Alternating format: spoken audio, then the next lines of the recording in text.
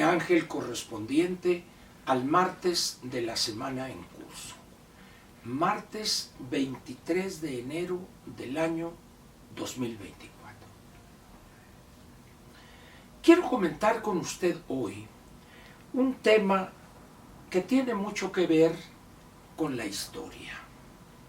La historia de países como lo que fue la Unión Soviética, la URSS, Unión de Repúblicas Soviéticas y Socialistas, con la República Popular China en la etapa de la Revolución Cultural y con la Cuba de los Castro y también hoy de Castro el Menor y el títere que tiene al frente de la presidencia de ese país. Con esos tres, aun cuando tenemos varios casos en algunos países de lo que se llegó a conocer como Europa Oriental, particularmente Hungría, por ejemplo, Checoslovaquia, Alemania Democrática o Alemania Oriental,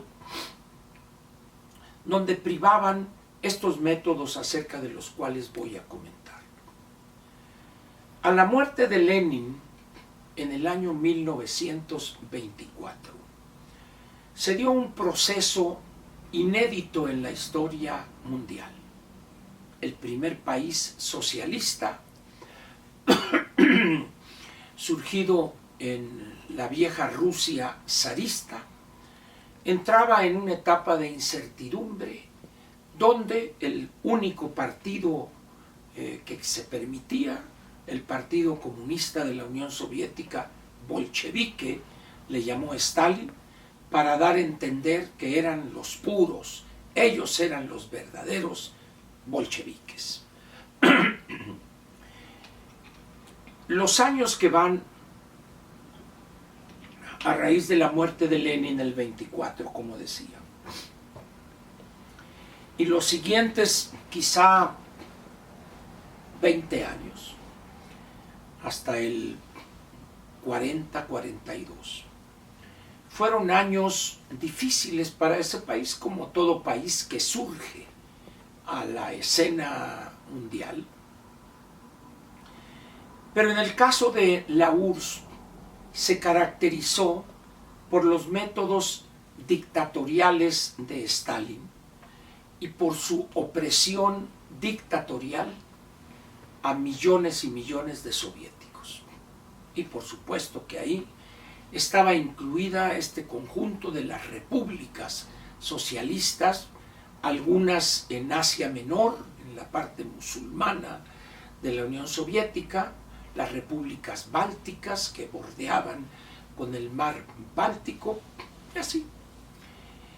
Y con ese sustento de esa diversidad de países que ahora eran prácticamente colonias internas de la Unión Soviética, se dio un proceso interesante para los estudiosos, pero trágico para millones y millones de los ciudadanos de la vieja y hoy extinta URSS. Stalin, con métodos, como dije, superviolentos, el destierro, asesinatos o fusilamientos, implantó un sistema que fue conocido en el mundo como purgas. No sé cómo se diga purgas en ruso, pero las purgas básicamente buscaban la pureza ideológica. Ese era el recurso que se utilizaba para deshacerse de los adversarios. Juicios que eran simulaciones burdas y que llevaban a los que eran acusados al fusilamiento o al destierro a Siberia y morir allá por las enfermedades y el frío en cárceles insalubres o campos de concentración similares a los que posteriormente construyó la Alemania hitleriana para ubicar ahí a millones y millones de judíos. Ese sistema de las purgas fue después aplicado en nuevos países que abrazaron el socialismo, como la República Democrática de Corea, o mejor conocida como Corea del Norte, la República Popular China, que encontró su expresión más elevada durante la Revolución Cultural, en algunos países de Europa Oriental y acá en nuestros terrenos, fundamentalmente en la Cuba de Castro. Estas purgas tenían por objeto utilizar el recurso, como dije, de la pureza ideológica para exhibir a los adversarios internos que se decía habían traicionado el marxismo-leninismo en aquellos años de la URSS o en el pensamiento Mao Zedong, en el caso de China popular, o las enseñanzas del gran líder Kim Il-sung en Corea del Norte y, por supuesto, la orientación de ese portento histórico de ese asesino y dictador de Fidel Castro.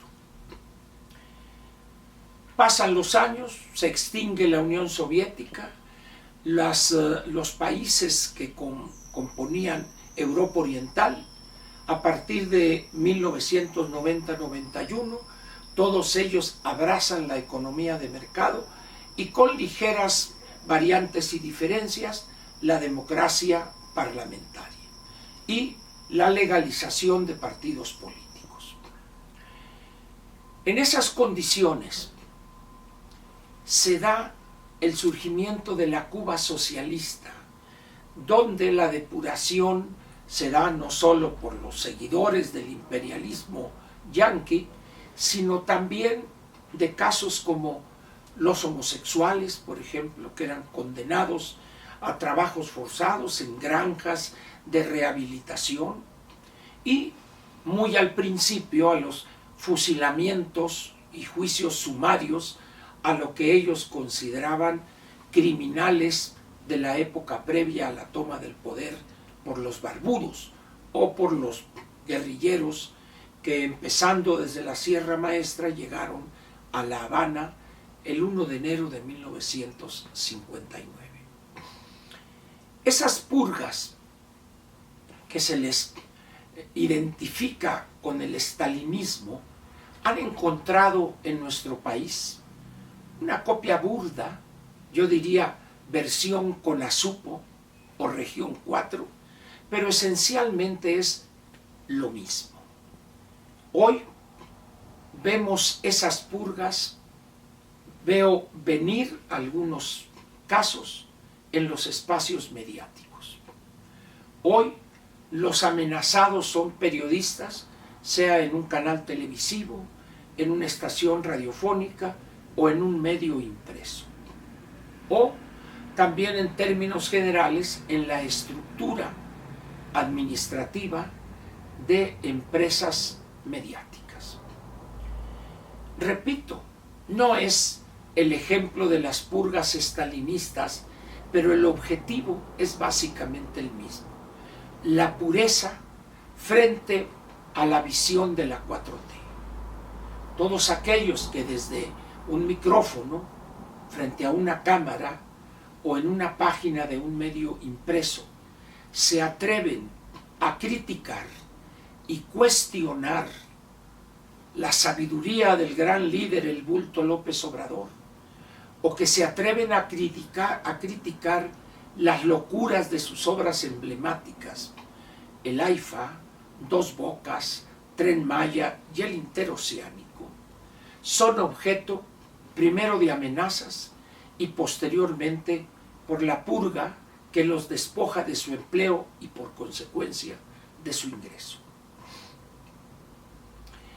Ante el agravamiento de la situación de su candidata, de la anticientífica, y de los prospectos que no se ven muy positivos para esa y otras candidaturas, el recurso ahí está a la mano.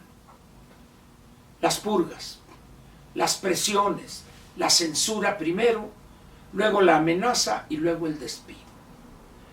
Y hay personajes que vienen de aquella vieja izquierda estalinista, cuyo único método de discusión es la purga, la expulsión.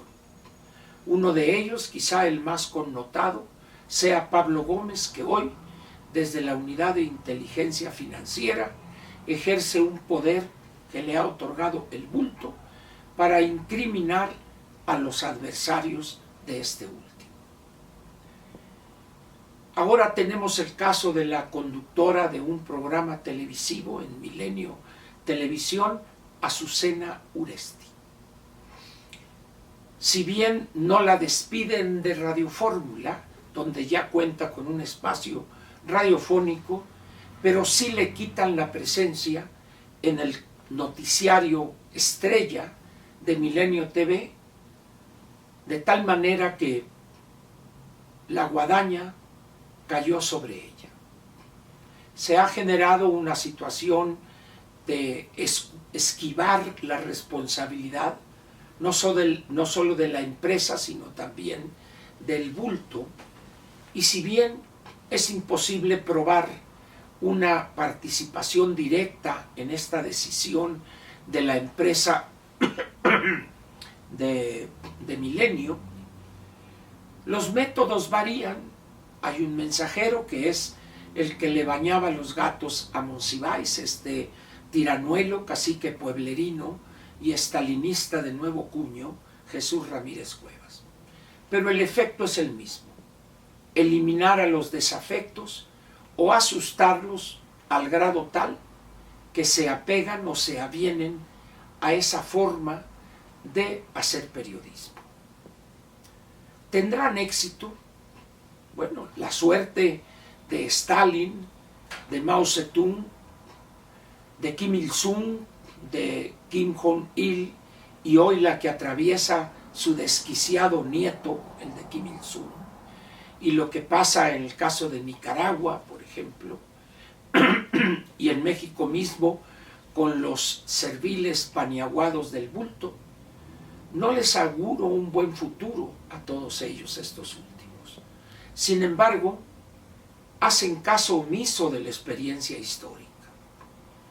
La democracia es imparable. La apertura a la discusión libre de las ideas y el respeto a los diferentes es imposible también evitarlo.